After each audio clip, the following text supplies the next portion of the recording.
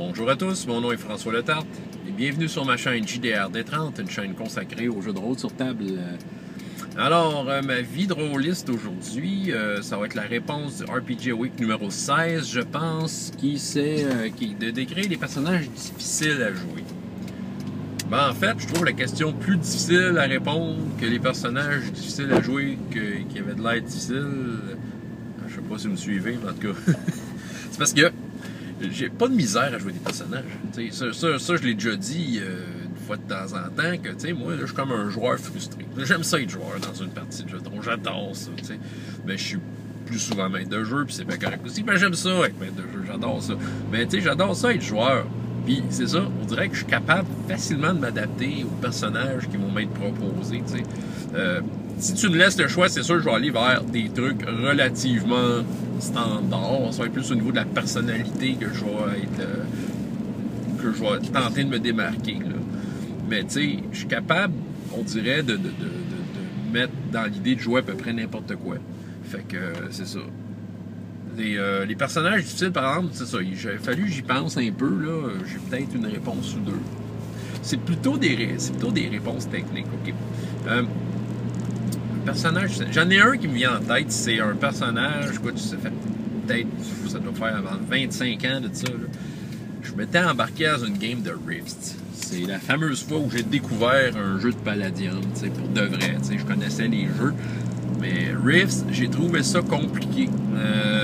Ben, faut dire que le système, si t'as pas lu tant que ça les livres avant, ben, ta feuille est un peu obscure, c'est comme toutes sortes de chiffres qui n'ont pas l'air d'avoir de lien entre eux autres. J'étais déjà à l'époque bien habitué à basic role-playing puis le système des 6 que tout était très clair. Là, mais c'est ça, là j'arrivais avec Palladium, Rift. Mais c'était. J'avais pas été préparé tant que ça à ce jeu-là. Je savais que le maître de jeu c'était un fan de ça s'arrêtait là. C'était Bruno Robichaud, peut-être qu'il m'écoute. Puis c'est ça, puis en tant que tel, c'était Bruno qui m'invitait, Bruno Robichaud, puis la gang. Puis moi, j'étais comme, moi, dans le fond, je voulais intégrer la gang. Dans le fond, je regardais pas, j'étais pas regardant sur le jeu qu'il faisait. Fait que je me suis embarqué là. Mais ils m'ont comme un peu mis entre les mains un personnage qu'ils ont déjà monté. Fait que c'est sûr, parce que faire un personnage à Palladium, c'est long. J'imagine que j'étais embarqué comme au milieu d'une histoire. Puis, c'est ça. Je pense qu'il ne voulait pas s'embarquer dans une création de personnage avec moi. J'aurais pu venir à un autre moment, peut-être, à l'époque, j'étais libre comme le vent. Hein? Fait que j'aurais pu, mais étant donné que j'étais occupé ailleurs, fait que ils m'ont dit, garde, ton personnage va être fait. Fait que là, ils m'ont mis entre les mains un Minotaur. Bon, c'est correct, je vois un Minotaur, pas de truc. Un Juicer. Ah oui, là, les amateurs de Rift et de Palladium vont savoir très bien c'est quoi un Juicer. Là, ils vont triper. Tu sais, les joueurs de Rift, là, ils sont drôles. Là. Si tu leur dis des mots, là, puis ils font comme... Ah! Ils sont comme trop heureux de l'entendre. OK? Fait que, les joueurs de Rift, là, faites le test. Vous allez voir, vous allez sauter sur votre chaise. Je vais dire Juicer. Je vais dire Glitter Boy. Oh. OK, gars, vous capotez, là? Bon, c'est ça. Peu importe, je me suis retrouvé avec un Minotaur Juicer. OK, c'est quoi ça, un Juicer, pour ceux qui n'ont pas sauté sur leur chaise parce que vous ne connaissez pas ça, Riffs? C'est comme un bonhomme super adrénalisé là, par des potions, là, tout le temps plugué sur lui. Puis qu'il est super fort, il est super plus de tout, mais il vit pas longtemps. OK, parce qu'il brûle la chandelle par les deux bouts pour être une machine à tuer. C'est ce que j'ai compris, du moins. Fait que, c'était pas un personnage qui avait beaucoup de personnalité, hein, on s'entend? Fait que, c'est ça. Mais on m'a mis ça entre les mains. Ça a été difficile parce que, c'est ça, c'est purement technique. Le système, je le comprenais pas trop. J'étais arrivé au milieu d'une campagne, puis je savais pas trop comment interpréter ce bonhomme-là. Probablement que j'ai peut-être fait une ou deux séances avec, pas plus sérieux, là. Mais ça m'a marqué, tu sais. Peut-être si, sur du long terme, j'aurais peut-être pu commencer à définir sa personnalité ou voir c'est quoi sa place dans cet univers-là. Mais je pense que j'étais juste entouré de... Tu sais, j'avais l'impression d'être dans une game de Battletech, tu sais, le jeu de bonhomme de robots, mais en jeu de rôle avec des super bonhommes, tu sais, un peu mélangés de tout, tu sais. Mais Rift, tu sais, déjà en partant, c'est pas un univers qui m'attire particulièrement. C'est comme un mélange de trop tout fois 1000, là, tu sais, c'est ça, tu sais, c'est ceux qui aiment ça, veut dire, ceux qui aiment ça, c'est comme avoir des concepts éclatés, comme on pourrait dire. Il y a des gonzos, ben, c'est le jeu, c'est comme le jeu de référence, c'est comme le Donjons et Dragons des gonzos, tu sais. Mais c'est ça, c'est pas ma tasse de thé, fait que tu sais, c'est comme j'avais de la misère à m'intégrer. Fait que c'est peu à ce niveau-là que j'avais peut-être de la difficulté, tu sais, à m'embarquer dans ce personnage-là. Peut-être, comme je dis, y avoir donné du temps, avoir été capable de maintenir ce groupe-là.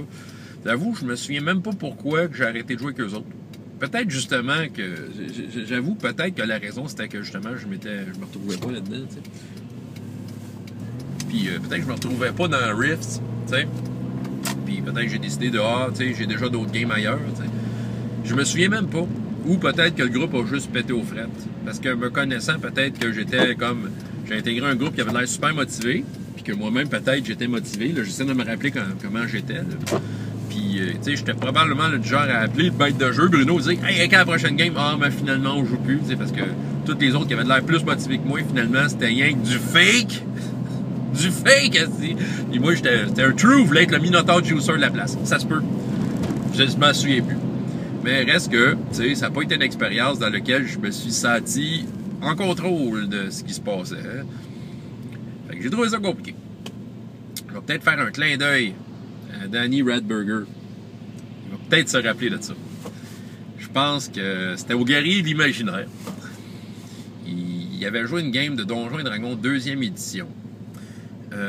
D'ailleurs, Nicolas Morissette, qui est dans ton groupe à Star, je pense que c'était la première fois que tu jouais avec lui, tu l'avais comme joueur, tu sais, il était bien jeune.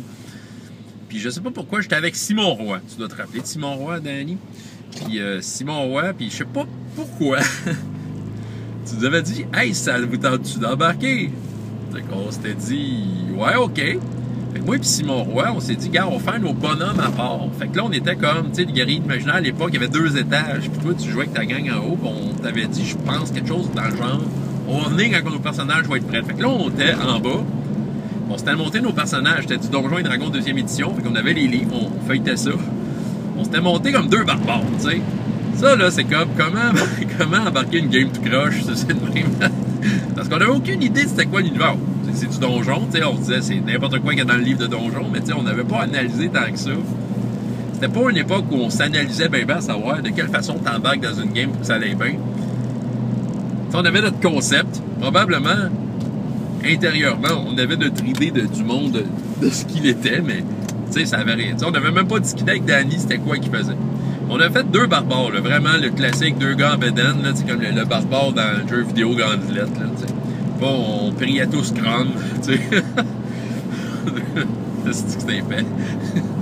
Là, on est arrivé, puis là, on a eu toutes sortes de situations.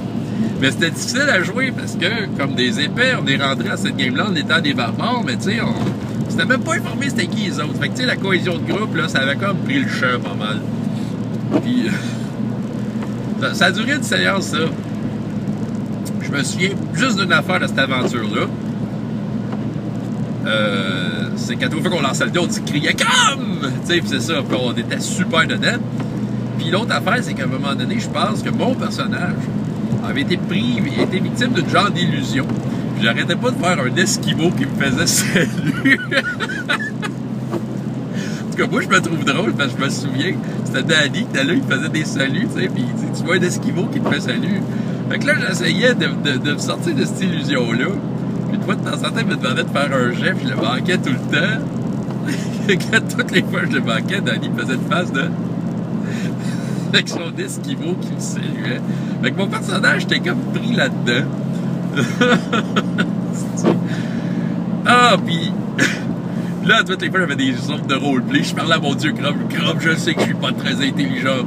Mais je sais qu'il y a le paquet de Claude Perron. S'il te plaît, aide-moi. Puis là, je roulais le dé, puis je manquais mon jet.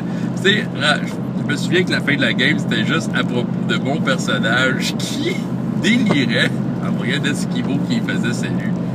Ah boy, je sais pas si t'en souviens, Danny, mais moi, je trouve ça drôle. J'étais avec Simon Roy, tu sais, pis c'est ça.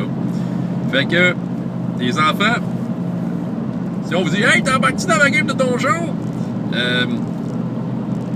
c'est le fun de s'informer, la game, c'est quoi au juste, avant d'embarquer dedans. Parce que sinon, tu vas arriver là, tu vas vouloir voler le show avec un personnage qui n'a pas rapport, puis c'est ça qu'on a fait. Puis, tu sais, je pense qu'on... Pour les autres joueurs, je ne sais pas à quel point ça a été marquant. Mais bon. Peut-être que je vais juste finir sur une parenthèse, un autre... peut-être pas personnage... Ben, personnage difficile dans le sens que je m'en... C'était tellement difficile que je me souviens même pas c'était quoi le personnage que je jouais. C'était au jeu de rôle des Terres du Milieu, JRTM. Non, pas l'anneau unique, là, le jeu qui est sorti, puis pas l'espèce de copy-paste d'un jeu de rôle appelé... basé sur les films qui est sorti dans les années 2000. C'est avant ça. C'était quand même un jeu de rôle qui était bien fait, ok? Mais c'était un jeu de rôle complexe. C'était comme un dérivé de Rollmaster. Fait que Rollmaster, c'était déjà très costaud comme système de règles, t'sais. Puis là, t'avais... écoute, je me souviens qu'un de mes amis était un expert là-dedans, Yannick, il s'appelait.